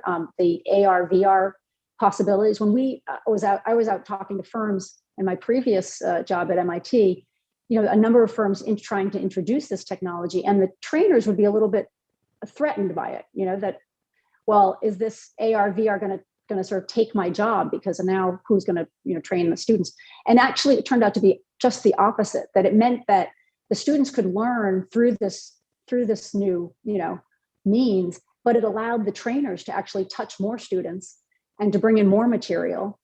And so I think that's going to be something too, again, investments in our educational institutions to be able to provide that kind of education is going to be important for attracting the next generation to manufacturing, which is one of our long-term needs here.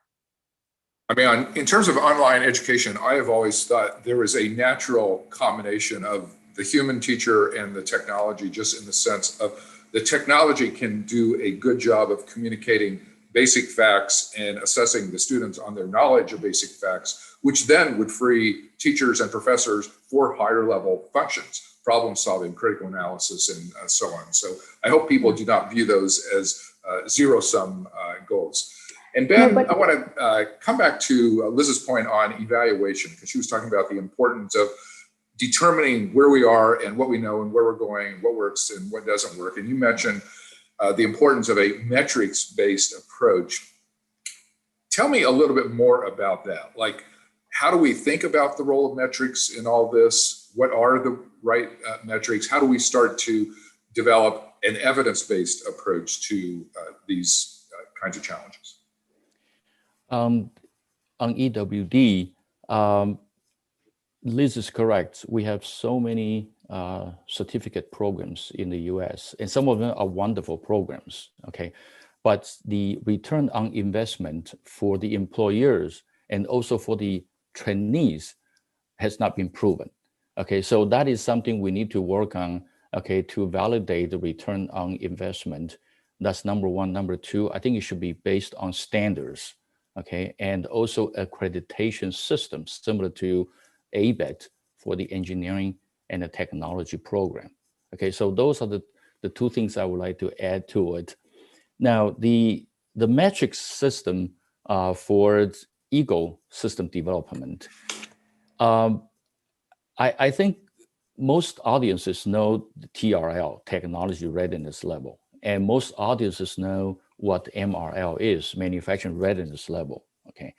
And I think it is important for us to mature technology. At the same time, we want to develop our manufacturing ecosystem. So when a new technology is ready for production, and we have a place to produce it in the US, okay, so that's a realization of invent here, build here in the US. And there's a set of metrics, okay, from the workforce to investment, the local business climate, and even minority participation, technology, transportation, infrastructure. All these are important metrics for us to evaluate and of the manufacturing ecosystem. So one last question for each of you, and then we're going to move to some audience questions. So Liz, earlier you mentioned the crucial role of infrastructure in improving manufacturing. And of course, all of DC is talking about infrastructure in general. What can we do with infrastructure investment that will specifically aid manufacturers? Oh, let me just say the other word that is on everybody's tongue here in Washington, besides infrastructure, the other words are supply chain, which is very exciting for some of us. I think that rarely would we have thought we'd come to a point where people are talking supply chains nationally and certainly in the Beltway, which is, I think, an important piece to this. So I think on the infrastructure front, you know, what we're talking about is massive and most needed investments in things like railways, ports, our train system, our roads, our bridges, all of what we think of as sort of the basic pieces there, along with things like water treatments and the like. There are, for all of that, we're talking about first and foremost a construction industry that is implicated by that, but also the manufacturing of parts and pieces and aspects of upgrading. And I think that combined with a procurement emphasis here in the Biden administration provides a lot of opportunity for our manufacturing. The sort of foundation behind so many of our industries is a manufacturing base of machinery and fabrication and plastics, et cetera.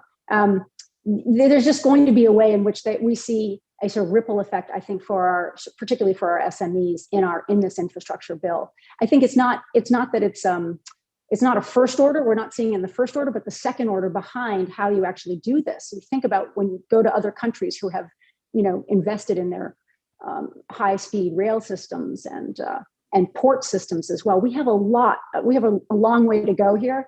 And the manufacturing piece of this is going to be critical. And particularly if we can combine it with an emphasis on reshoring and rebuilding our supply chains here in the country. And also I want to emphasize how we innovate into new supply chains. The previous panel talked about our innovation capacity and capabilities. We see this in advanced manufacturing across a number of different industries.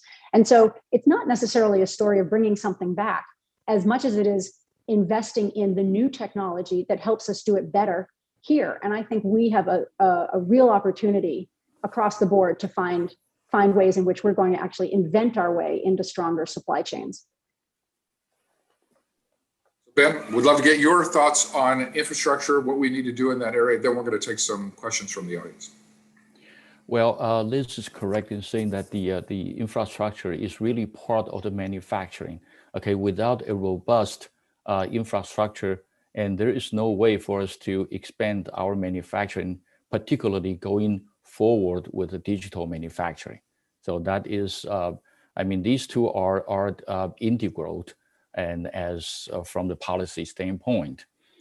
Daryl, I would like to very quickly comment on the importance of the integration of the existing innovation programs and the new programs that the current administration is proposing by taking a whole of government approach. Okay, we have some of the best R&D programs and innovation programs in the world. So the key to success is really to connect these programs together. So from basic research to the proof of concept to prototyping and then production in the US. And I think we need to make it as a continuous innovation value chain coupled with a local manufacturing ecosystem. If we can do that, and I think the manufacturing renaissance is going to be around the corner.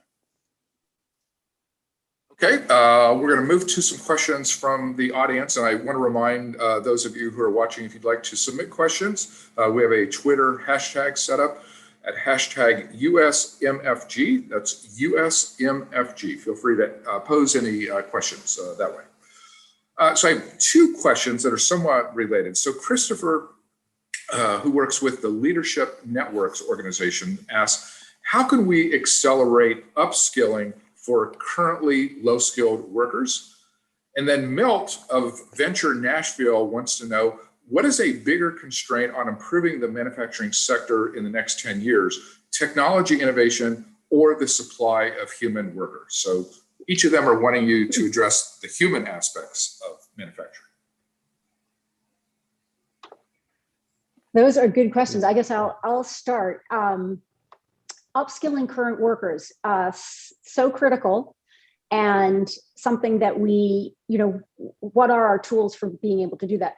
Interestingly, there's some recent research that's come out of MIT. My former colleagues, Ben Armstrong, Bill Bonvillian, and Suzanne Berger have looked at these small and medium-sized firms and asked, when is it that they adopt new technology? What are the conditions in which that happens? Because as Ben said earlier, one of our biggest challenges for increasing productivity is actually investing in technology. And in some previous work we did, we're looking for more. We were just in our interviews with firms, we just thought there'd be much more adoption than we have seen to date, whether it's robotics or 3D printing, et cetera. But what was really interesting was where there was adoption of new technology, there was the upskilling of workers. That those two things go hand in hand.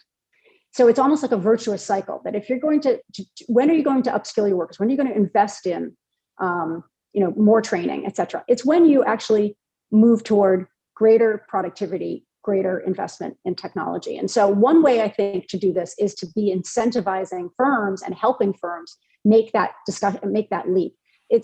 These small and medium-sized firms are understandably very risk adverse, and they do not have a lot of capital on hand to be making these significant investments. We need a kind of a pull mechanism if we can. I think the role of MEPs is critical here. So I think that there's, in my mind, a way in which technology is very much tied to this upskilling question of incumbent workers. And then also, I think that the online opportunities are also something that didn't exist even a decade ago, where we need to have programs and ways in which we can help workers today gain new skills while they're on the job through a combination of hybrid learning. So they're learning also through online education, but we're also finding ways for them to partner with local schools, et cetera, to have kind of hands-on learning. In terms of the second question, what was it, the constraint? What's the bigger constraint for us on technological innovation? I'm going to weigh in on humans. I think that we can create a lot of great mousetraps, but unless we can figure out how we're going to translate that into new jobs and new industries and new opportunities, it doesn't lead toward the kind of outcomes we want. So we have a shortage of workers right now. It is preventing firms from hiring, from growing, from making those investments. The reality is a lot of them are actually investing in technology. I think will be our friend here, will hopefully augment workers and fill in gaps where we can't find workers.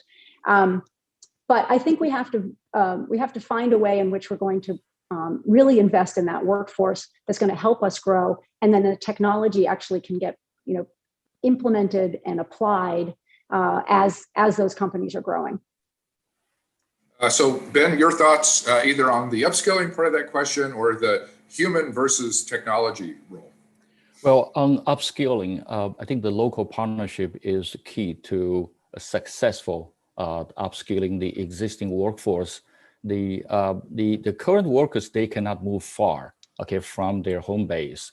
So I think the local vocational schools, two-year colleges, and also the companies, they can work together to identify the gaps and then bring the technology from, for instance, manufacturing innovation institutes to the local MEP manufacturing extension program partnerships, and then train and then upskill the existing workforce. Okay, and then on the human aspect, right now the additive manufacturing, AI, robotics, and they are really new technologies. But 5 years from now, 10 years from now, almost all companies will have all this, and this will become the essential capabilities. Okay, so they're going to have to compete on business models, the innovative business models. And then business models are developed and created by human beings, not by robots or by AIs. So I think the human aspect in the future of manufacturing is even more critical in order to compete well. Okay, I'm glad that each of you voted in favor of humans here. That's reassuring. So Tracy has a question about marketing manufacturing. She says, is there a marketing problem for manufacturing when it pertains to attracting workers in the future? Because she says people do not see manufacturing as sexy. It's not like technology or mobile apps or other things like that. And she says we need to do a better job marketing manufacturing as the tech jobs of the future. So any thoughts or reactions to that? Well, I can just say, I think Tracy's completely right. And hopefully she's on the case and helping with that in whatever work she does. But I think that's true. I think also, though, we have to recognize that for several decades, we had significant disinvestment in our manufacturing base, and it hit very hard in particular communities.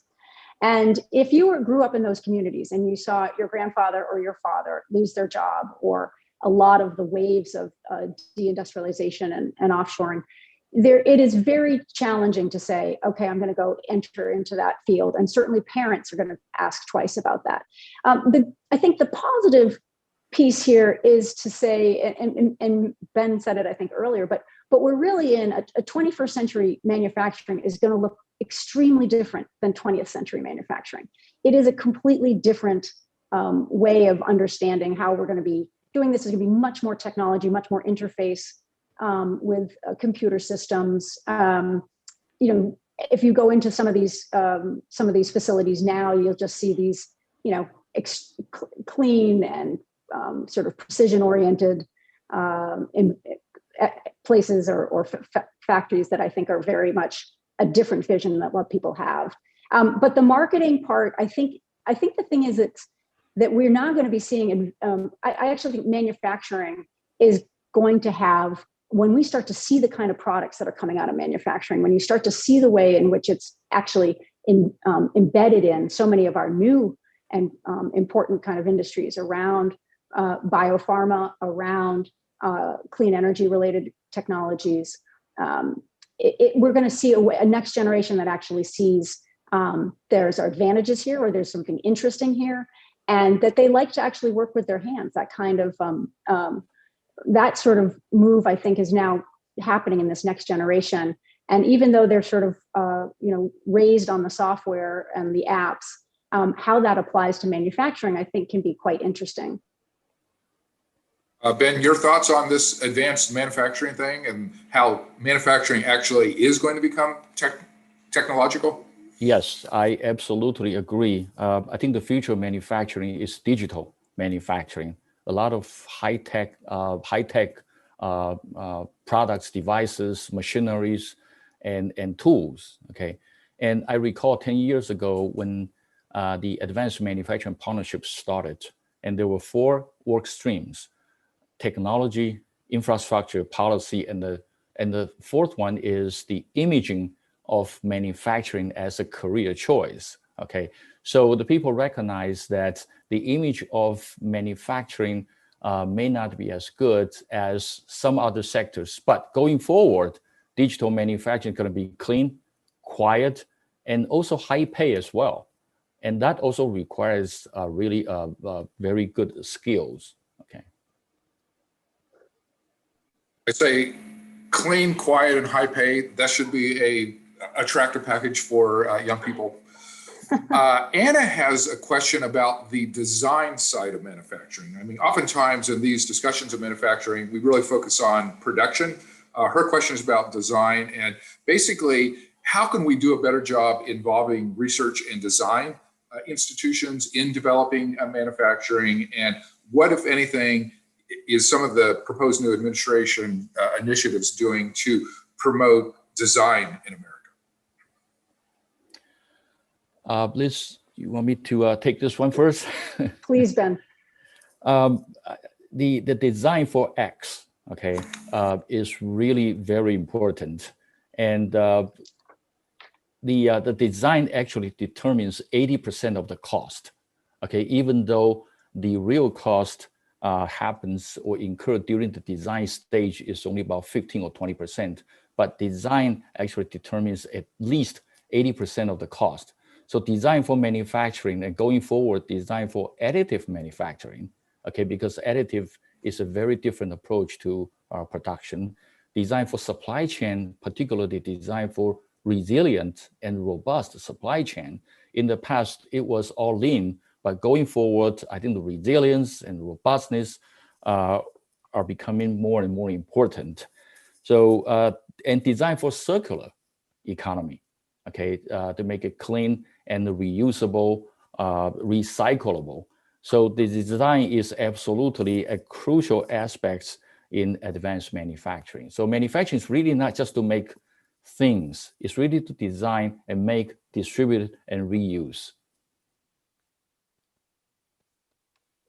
Okay, we have a question from CJ Carter, who wants to know, what advice would either one of you give to local workforce development boards in order to get people employed in manufacturing? And of course, just for our audience, the workforce development boards are set up in many communities across the country and involve kind of trying to connect businesses with educators to make sure people are having the right skills. So any advice for these local workforce development boards? I can go ahead and just say, I've seen, I think, a great work by the workforce development boards in Massachusetts, where I was, have been for a while, in which it's really, again, based on a regional, looking at sort of regional economies and having the workforce boards be very connected to the demand side, understanding both supply and demand in the manufacturing space. I think having that kind of information, that sort of a close relationship that understands where we're seeing gaps, where we see opportunities, that's a first piece to being able to solve for some of the workforce challenges. I think a second area for the boards is very much the sense of integration across institutions. How can they help with that seamless flow from the high school to the secondary or post-secondary education? What we've seen is, I think, that where we can catch students early on and interest them in some of this work, if we can provide a seamless pathway, we can get folks through with their certificate, with their degree, and in a good position for that career path. I think it was said in the previous panel, for the longest time, the emphasis in the country and perhaps in the sort of general public discourse was that the four-year degree was the only path forward towards success. And no question, the returns to a four-year degree are higher. But the fact is, four-year degrees aren't for everyone. And a lot of people, close to 40%, start a four-year degree and do not finish within 6 years. That's a lot of waste of time and money. We need to really be strengthening that pathway toward the middle the middle wage jobs to the middle class. And I think the workforce board's focusing on that and focusing on that opportunity for the next generation is really where there's a tremendous amount of opportunity. I'm excited about that shift for us in sort of a general shift, I think, in the public discourse. I'm really excited about it in terms of the priorities for the Biden administration. Ben, any advice that you have for local workforce development boards? Well, just very quickly, I think first work on the demand side by identifying the KSA gaps, and then work with the local two-year colleges, four-year universities, and also vocational schools in developing programs to fill those gaps, and make sure the programs are built on standards, okay? And then we want to continue to monitor the return on investment for the employers and also for the trainees. Okay, thank you for that. I have two questions about what's called micro manufacturing. So these are firms with under 20 employees, so the tiny businesses that are out there. So Ilana of Recast City wants to know, how will these programs help micro manufacturers scale up and become a stronger part of our domestic supply chain? So basically, can micro manufacturers help solve some of these onshoring and global supply chain issues? And then Kennedy has a related question that is basically, does the Biden administration have any plans specifically for micro manufacturing? I guess I'll go first, Ben, and can respond. So the micro manufacturer, a critical part of our manufacturing base. I don't know the exact numbers in terms of numbers, but we have a lot of micro manufacturers who fill a niche, often making commodity products or other niche products for their customers, and don't necessarily have a tremendous capacity for investing in their own growth or growth trajectory. In some previous work that we did at MIT, we used this phrase. These are companies that are often found home alone. How when you're a small firm, you're completely stretched. You don't have a VP for human resources or for R&D or for any of these things. So how do you actually look for ways to grow and to expand and find markets, et cetera? And so I think that there's a challenge there, and there always has been a challenge there. And the question is, how can we make sure that these firms become more competitive? Part of that is investing in their equipment and their people. And it's also about figuring out new markets. And I think in terms of programs or approaches to this, a couple come to mind, and these are kind of bread and butter programs for the country and ones that we're investing in significantly in the Biden administration. One is, of course, the MEPs that we talked about. That is really the niche for MEPs, is to think about the small and medium-sized firms and how do we help them make that next leap and provide the resources that these firms can't provide themselves. And the second, I think, are SBA and the role that SBA plays in terms of providing basic capital to affordable capital, so to speak, to these firms, and particularly for those who have small, perhaps investment needs. But even for a small company to invest, for example, in a cobot, that can make a huge difference in their productivity. And so how do we help those firms understand, first of all, that a cobot could help them? How do we give them the know-how and the sort of technical assistance to bring in that integration, because it's not necessarily obvious to these small firms? And then how do we provide the capital to allow them to make that kind of investment? And so I think on all fronts, I think that that's something where we have some existing programs that we are actually reinforcing and doubling down on in the administration.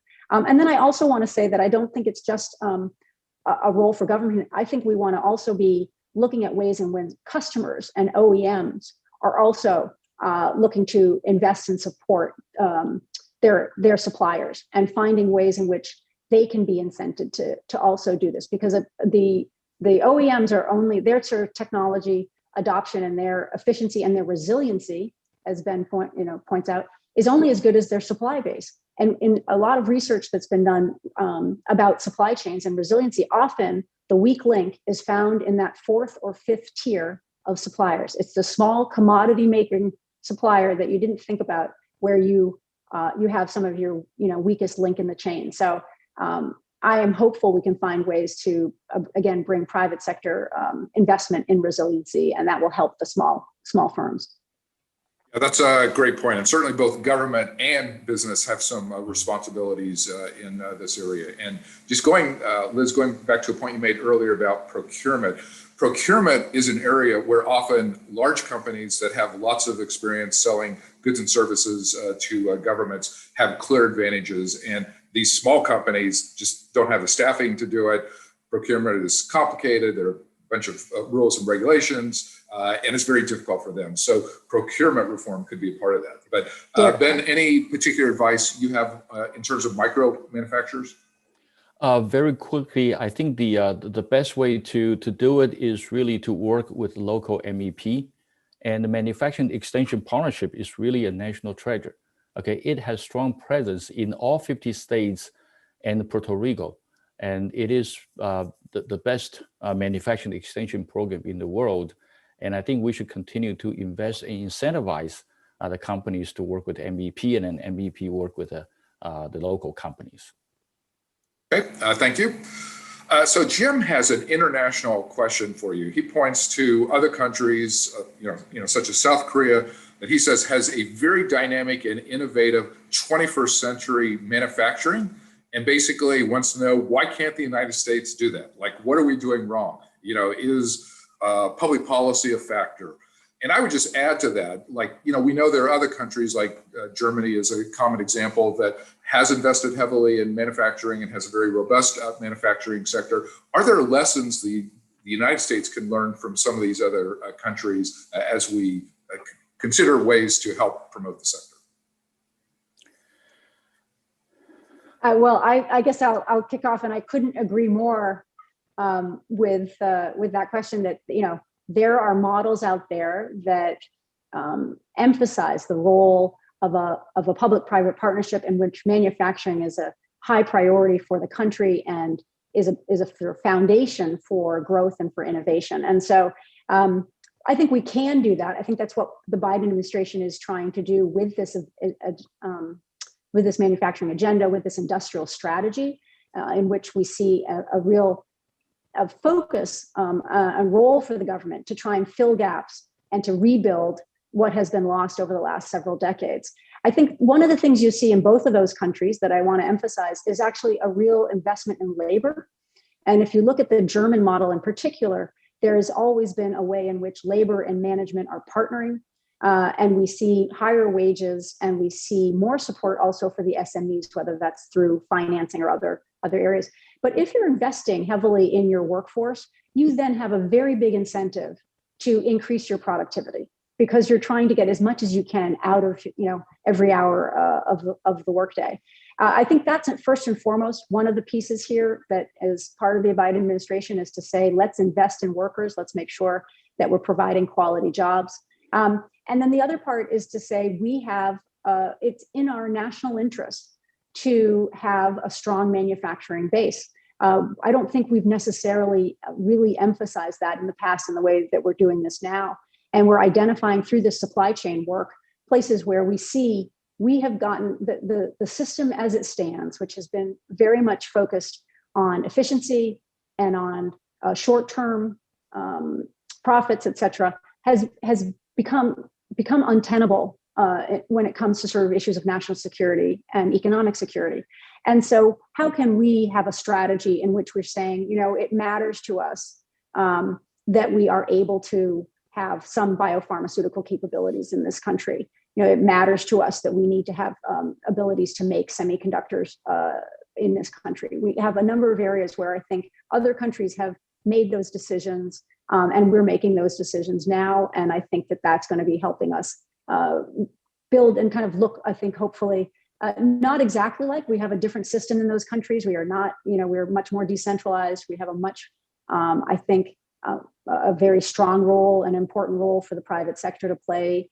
But nevertheless, I think there's a way in which we can rebuild and create, and it's sort of a US version of the strong manufacturing base that is going to learn, we can learn from those countries and apply it in a uniquely US manner. Ben, any lessons from abroad in terms of what other countries are doing that we can develop here in the United States? I think just two quick additions. Number one is the realization that innovation cannot be separated from manufacturing. These two have to come together, tightly coupled, and building on that to create a set of industrial policies to support both innovation and the manufacturing in the US. Okay. So I think we have time for just one more question. So far, we've basically been talking about American investment in America. Robert has a question about what's called foreign direct investment, basically foreign companies investing in America. And of course, there are many foreign companies that actually already are doing this. So he wants to know, what role do these foreign direct investment companies play in improving the manufacturing sector in the United States? Oh, that's a great question. And I think it's maybe it's an obvious thing to say. They're critically important. We've got great foreign companies foreign-based companies that have significant investments in this country. Some of our major manufacturers in the country are foreign-based. You can find them in autos, you can find them in electronics, you can find them in a whole host of areas. And often they bring, I think, best practices from other countries, particularly when it comes to introduction of new technology. I think you'd find that a lot of the foreign companies have potentially been quicker to invest in the Industry 4.0 technologies. They also have often good practices vis-a-vis labor and management. Not always, but in terms of investing in their workers and understanding that the workers are kind of what drives productivity growth, I think is very important. What we've seen in some of the companies that we've interviewed, I interviewed certainly in my previous job, is that what you can often bring to a new context is regionally based. So if you see foreign investment in the Detroit region or in the Carolinas or something like in that area, whatever their practices are, often there's a spillover effect in which other companies learn about it, or they start partnerships with educational institutions like they might do in South Korea, like they might do in Japan, and that actually becomes something that becomes a positive here. So I think they play a really important role. I hope we continue to attract that investment, and it's often, it's not just our market; it's our innovation capacity that often attracts the international companies. So we have to be very very clear that that's a kind of real asset that we want to be investing in. And your thoughts about foreign investment in improving American manufacturing? Well, I agree. And I think there are several aspects, the job opportunities and also economic growth resilience by shortening the supply chain, and also the national security should be a top priority as well. Okay, thank you very much. So Liz, I want to thank you very much for joining our conversation. It's great that you're having a chance to apply your academic expertise from MIT in the White House. So we look forward to seeing the fruits of your activities. And Ben, you've been doing tremendous work at Georgia Tech. So good luck in your ventures as well. To our audience, thank you very much for tuning in. We appreciate your interest. And if you would like to learn more, we at Brookings write regularly about manufacturing and ways to improve the climate for manufacturing in America. And you can check out our work at brookings.edu. So thank you very much for tuning in. Thank you, Daryl. Thank you, Daryl.